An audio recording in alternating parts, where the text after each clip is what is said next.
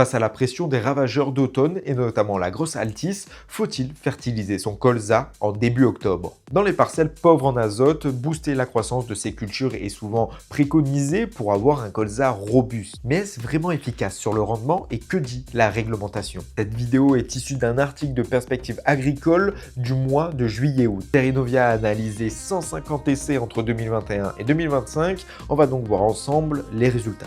Premier constat, l'apport d'azote minéral en végétation début octobre, environ autour de 30 unités d'azote par hectare, fonctionne très bien sur la biomasse. En moyenne, il génère un gain d'environ 500 g par mètre carré de matière fraîche en entrée d'hiver, soit plus 45% par rapport à un témoin non fertilisé. Ce gain est particulièrement visible sur les semis précoces et permet au colza à avoir une croissance continue. Résultat direct, dans les parcelles à faible disponibilité en azote, le pourcentage de plantes buissonnantes touchées par les altices passe de 22,7% à 15,6%.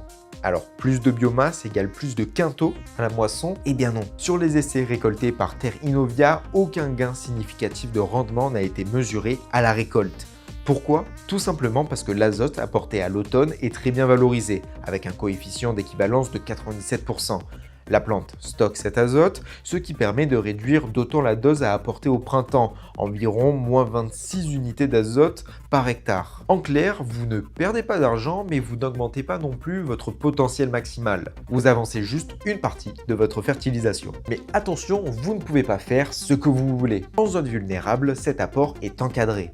Pour être dans les clous, votre apport doit être autorisé par le programme d'action régional, le PAR7. Le colza doit être semé avant le 25 août. La parcelle doit afficher une faible disponibilité en azote, pas de restitution importante et récente de fumier ou d'enfouillement de la paille sans fertilisation. Et si toutes ces conditions ne sont pas remplies, l'apport végétal est interdit. En résumé, l'apport d'azote à l'automne est un levier utile pour sécuriser un colza en sol pauvre face aux ravageurs, mais ce n'est pas une solution miracle à installer de façon systématique. Il doit impérativement s'intégrer dans une stratégie globale de colza robuste, association avec des légumineuses gélives, choix variétal et date de semis adaptée. Bref, désormais cette question n'a plus de secret pour vous. N'oubliez pas de vous rendre sur entraide.com, de vous abonner, de commenter, de partager et moi je vous donne rendez-vous à une prochaine vidéo.